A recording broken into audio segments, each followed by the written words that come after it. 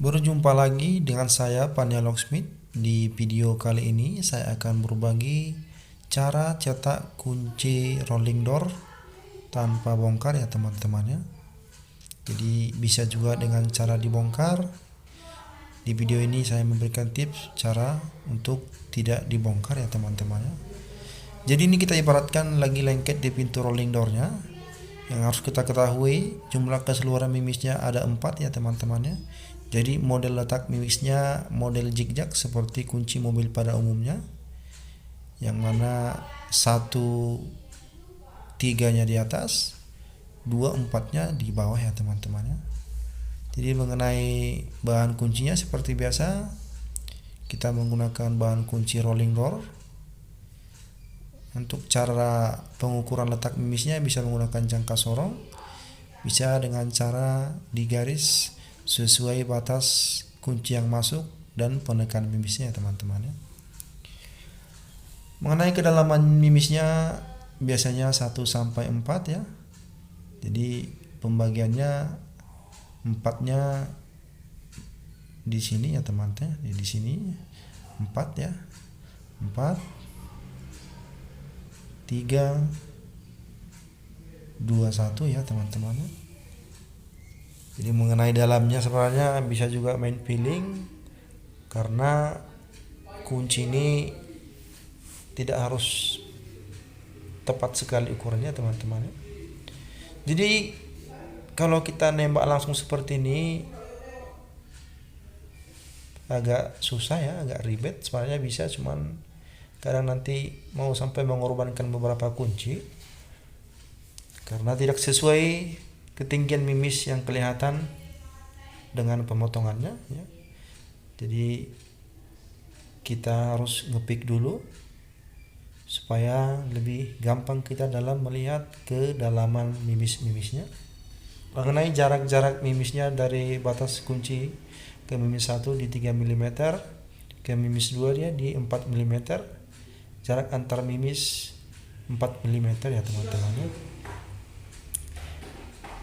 Jadi kuncinya langsung kita bagi 2. Jadi yang pangkal ini separuh setengah membuka ya. Jadi yang bagian setengahnya lagi ke ujung itu bagian membuka dari dalam ya teman-teman ya.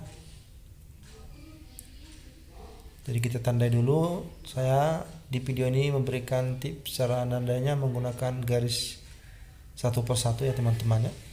Banyak ini bisa ditembak langsung, cuman saya hanya memberikan tips paling gampang dulu ya teman-teman. Mengenai letak mimisnya nanti di ujung, jadi posisinya jadi timbal balik ya teman-teman. Ini posisi membuka dari dalam, letak mimis satunya jadi di bawah sini ya. 3 di sini, letak mimis 2-nya jadi di atas seperti ini. Jadi kita harus paham dulu letak-letak mimisnya supaya lebih gampang nanti kita untuk mengerjakan kuncinya ya. Ini saya masukkan dulu, kita menandai letak mimis 1 2 3 4 dulu ya dengan cara menggunakan pulpen seperti ini. Digaris kuncinya sesuai dengan kedalaman kunci yang masuk seperti ini ya. Ini tandanya. Kemudian kita tandai mimisnya satu persatu menggunakan pick. Ini saya modif dari gergaji besi. Jadi ujungnya rata seperti ini. Kemudian kita tandai sesuai dengan batas pick yang masuk. Jadi enggak terlalu susah-susah amat ya teman-teman ya. Kalau seperti ini tinggal kita sisarkan sesuai dengan garis masing-masing. Kita ambil dari mimis 1 dulu dengan mimis yang ketiga.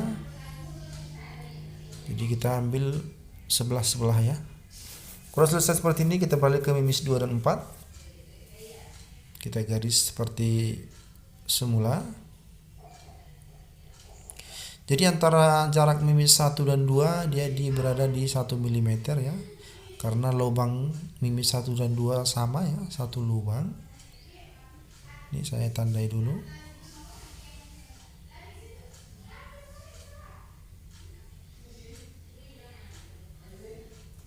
Jadi kalau sudah seperti ini, kita tinggal memotong kedalaman paritnya aja ya. Cuman hal yang akan kita lakukan, kita harus ngepick dulu posisinya supaya ketinggian mimisnya nampak ya, pasti. Jadi ini saya buat dari wiper kaca. Tensionernya sangat berpengaruh dikala kita ngepick sebuah kunci ya teman-teman ya. Ini pemberian dari abang saya, Master Yong. Makasih Master Ayong sudah begitu baik hati memberikan saya bahan wiper kacanya ini. Sehat selalu abangku, rezekinya selalu berlimpah. Terima kasih sekali lagi buat abangku Master Ayong. Ini saya buat dari pisau ya, pisau dapur ya teman-teman ya. Jadi cara peletakan tensinya sangat mempengaruhi kinerja dari picknya ya teman-teman ya. Jadi ini harus kita pick dulu ke posisi membuka, berarti membuka dia ke arah kiri ya teman-teman. Untuk nanti peletakan picknya diusahakan jangan terlalu dalam atau jangan sampai menyentuh batas atau menyentuh mimisnya ya, biar tidak mengganggu dalam kinerja kita untuk ngepicknya. Jadi penempatan tensionernya di sini ya, jangan sampai menyentuh mimisnya. Kita pick dulu bagian bawah, kemudian kita pick bagian atas ya teman, satu persatu mimisnya kita tekan ke atas seperti ini. Oke, sudah berhasil ya. Ini posisinya udah posisi membuka ya teman-teman ya. Jadi mana tahu sarang kuncinya lengket di pintunya, jadi harus kita pick dulu biar lebih gampang kita untuk mengetahui kedalaman mimis kuncinya ya teman-teman ya. Jadi kalau seperti ini udah lebih gampang kita dalam mengerjakannya.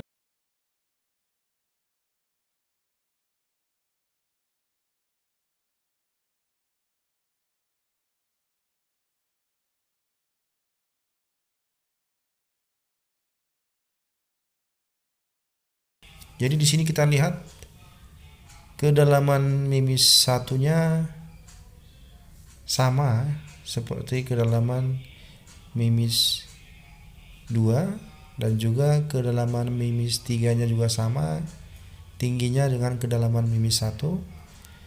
Kedalaman mimis 4-nya di sini rendah ya teman-teman ya. Jadi kalau masih rendah seperti ini nggak usah kita potong dulu, kita potong dulu yang kedalaman tinggi dulu ya teman-teman ya. Ini kuncinya yang akan kita potong. Jadi kita potong aja dulu sesuai ketinggian mimis yang nampak ya. Mimis 1. Jadi model mimisnya ini selang-seling ya, zigzag ya. Kita potong dulu. Ini mimis 1 ya teman-teman ya. Mimis 1, mimis 3. Jadi mimis 4-nya nggak usah kita potong karena rendah ya. Jadi kalau masih nyangkut kita perdalam lagi. Ini saya rapikan dulu bagian dari sisa-sisa pemotongan.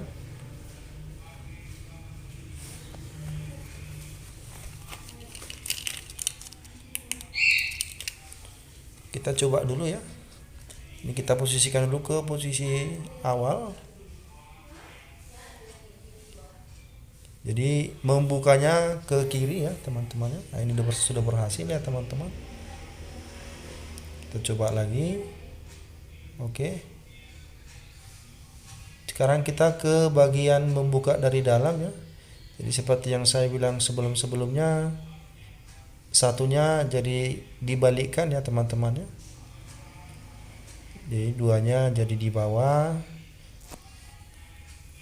1/3-nya jadi di atas ya teman-teman ya.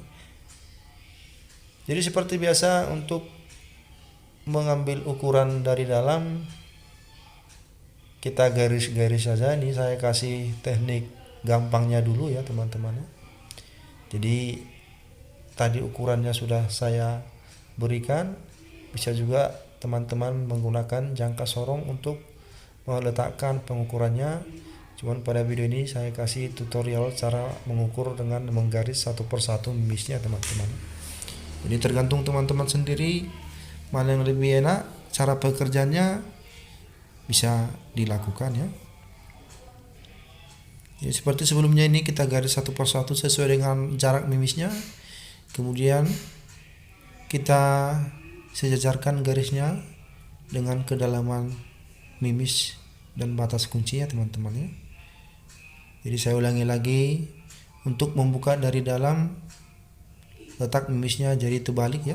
Nah ini jadi silang ya teman-teman. Saya potong dulu sesuai dengan ukuran kedalaman mimis 1 dan 3. Jadi kedalaman 2 nya jadi di sebelahnya ini ya. Jadi potongnya nggak usah ditandai, langsung di bagian tengah aja. Seperti ini caranya.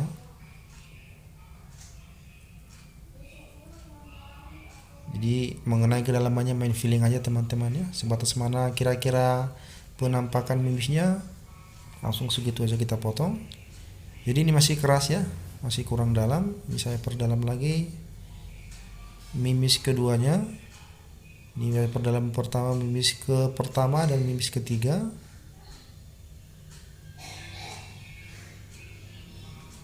Sebelahnya lagi. Kita coba lagi ya teman-teman ya.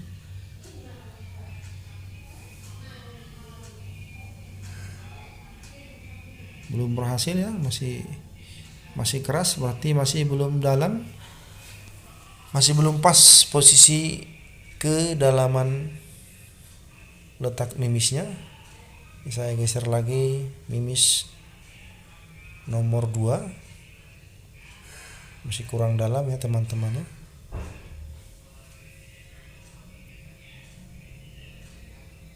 Oke, kita coba lagi. Oke ya, sudah berhasil, tapi masih agak nyangkut.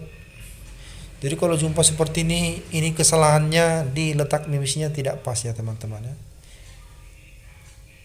Jadi harus kita geser lagi jarak pemotongan parit-parit kuncinya.